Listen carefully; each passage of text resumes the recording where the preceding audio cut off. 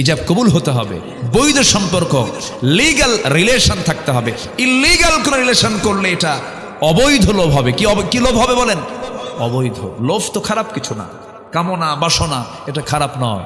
Income কেন হবে না? ইনকাম কেন করবেন না আপনি? বাপ মাকে দেখা কি? বাপ মার খরচ বহন করা সন্তানের জন্য কি? আরো জোরে কন। তাহলে আই ইনকাম করাও কি ফরজ না? ফরজ। আই ইনকাম করতে হবে তো, কিন্তু আল্লাহ চান সুদ খায়া করো, হ্যাঁ, হারাম পথে করো।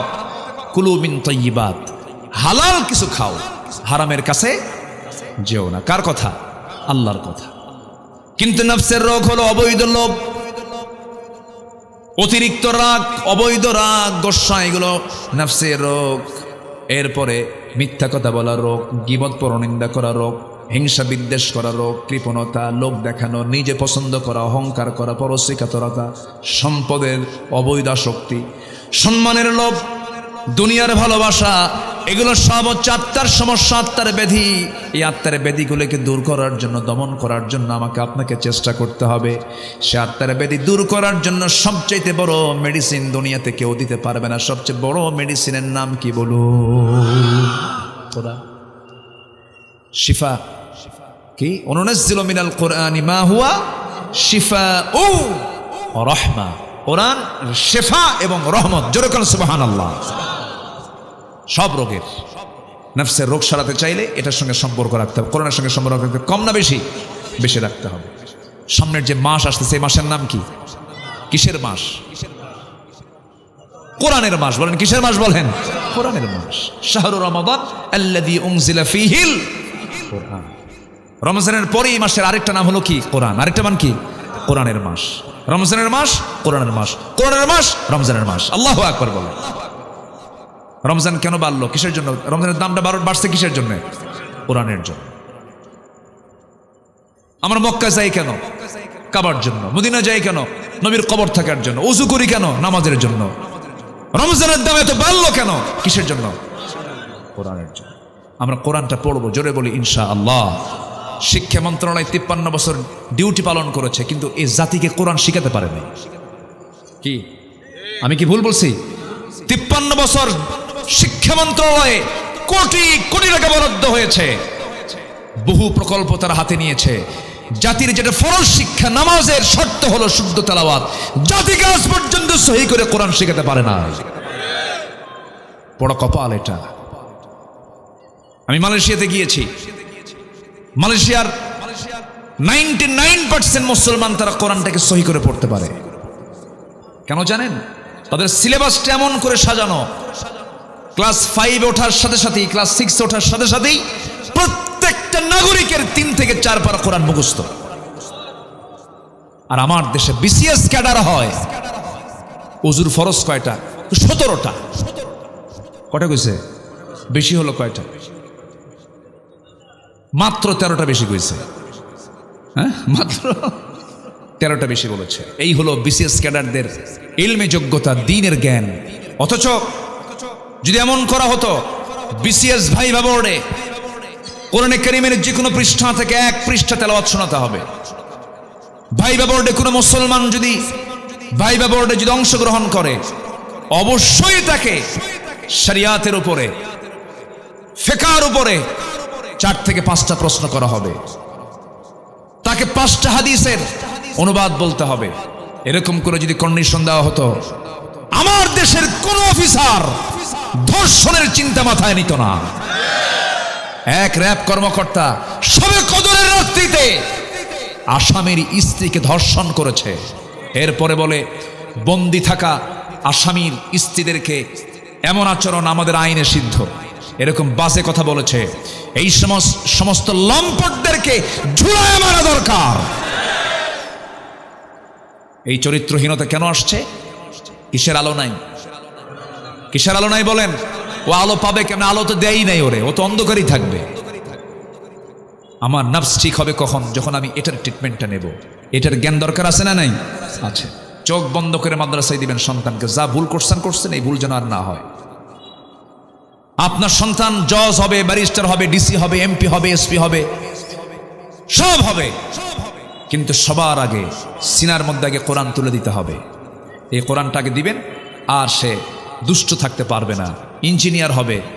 কোরআন থাকলে পরে রডের বদলে বাঁশ দেবে না, ঠিক কিনা বলেন? রডের বদলে বাঁশ দেবে না, দেশের সম্পদ বাইরে পাচার করবে না। এই জন্য নফসের ট্রিটমেন্ট করতে হবে কি দিয়া বলেন? কোরআন দিয়ে। কদ আফলাহা মান তাযাক্কা। আমার বন্ধুগণ, নফস সম্পর্কে আরো দুইটা পরিভাষা আছে, নফস, রূহ, কলব। নফস, রূহ, কলব। নফসটা হলো লেজিসলেটিভ, রূহটা হলো অ্যাডমিনিস্ট্রেটিভ, কলবটা হলো ফেডারেটিভ। নফস হলো গাড়ি চাই বাড়ি চাই ইহকালীন চেতনা, রূহটা হলো পরকালীন চেতনা। মানুষের নফসটার প্রথম পদক্ষেপ হলো খারাপ কিছু চায়। এই চাওয়াটাকে চাওয়া যাবে না। দ্বীনের জ্ঞানের অর্জনের মধ্য দিয়ে, ইসলামকে মানার মধ্য দিয়ে, আল্লাহর ভয় থাকার মধ্য দিয়ে সেই ট্রিটমেন্টটা করতে হবে। মহান রব্বুল আলামিন বলছেন আরেক জায়গায়, কদ আফলাহা মান যাক্কাহা ওয়া কদ খাবা মান দাসসাহা। জোরে বলুন আল্লাহু আকবার।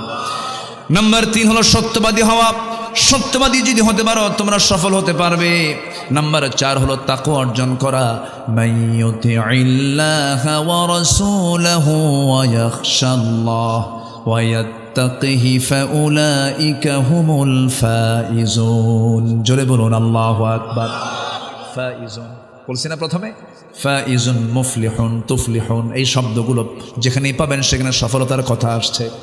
আল্লাহ একবার বলেছেন না বারবার বলেছেন? বারবার বলেছেন। নাম্বার 5 হলো ধৈর্যশীলতা থাকবে যার, সে সফল হয়ে যাবে। আল্লাহ রাব্বুল আলামিন সুন্দর করে বলছেন, ইন্নী জাযাইতুহুমুল ইয়াওমা বিমা সাবারু আন্নাহুম হুমুল ফাইজুন। জোরে বলুন আল্লাহু আকবার। সূরাতুল মুমিনুন আয়াত নাম্বার 111। ধৈর্য যদি আনতে পারো তোমরা সফল হয়ে যাবে। এই দুনিয়ার জিন্দেগিতে যে কোনো কাজের জন্য কাজ আগে না ধৈর্য আগে, ব্যবসা আগে না ধৈর্য আগে, বিয়ে আগে না ধৈর্য আগে, সব কিছুর আগে ধৈর্য।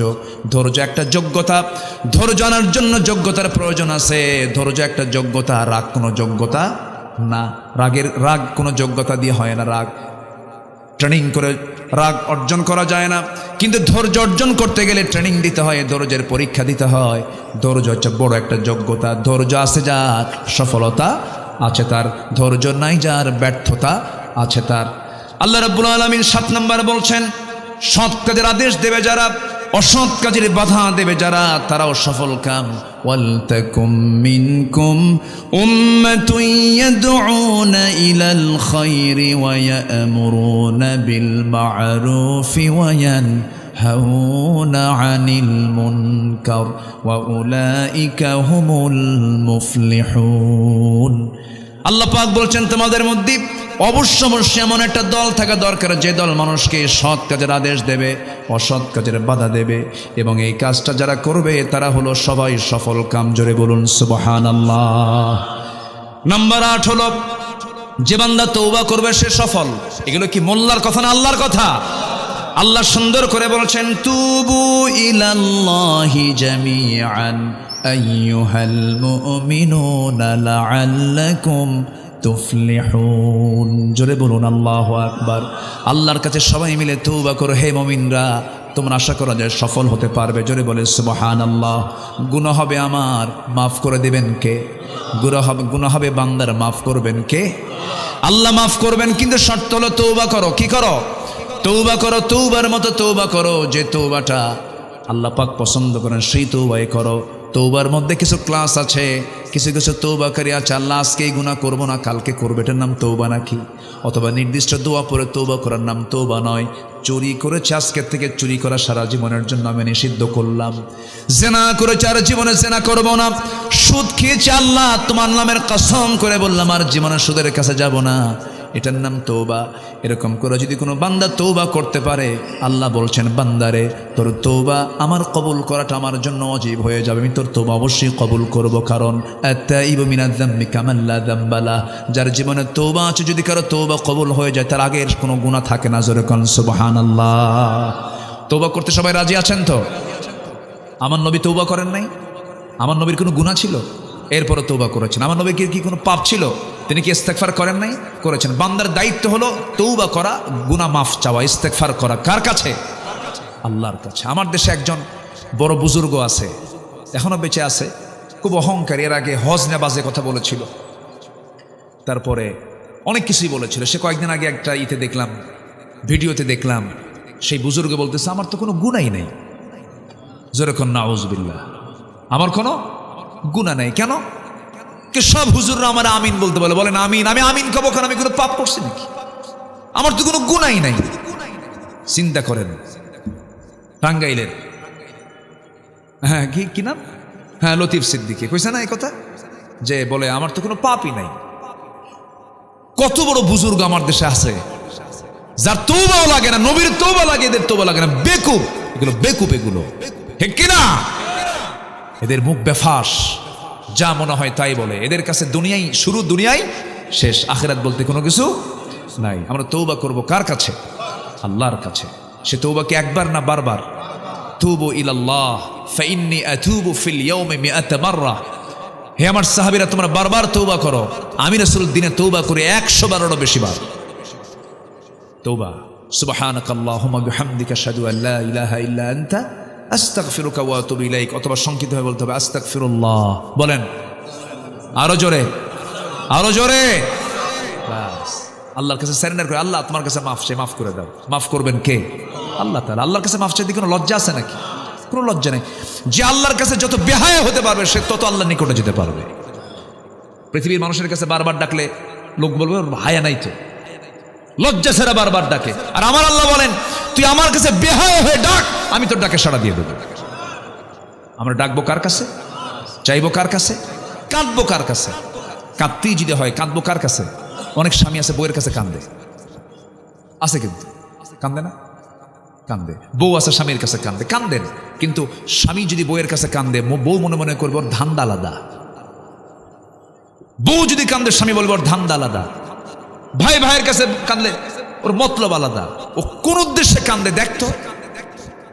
পৃথিবীর কোনো মানুষের কান্নার মূল্যায়ন দিতে পারবে না, একমাত্র চোখে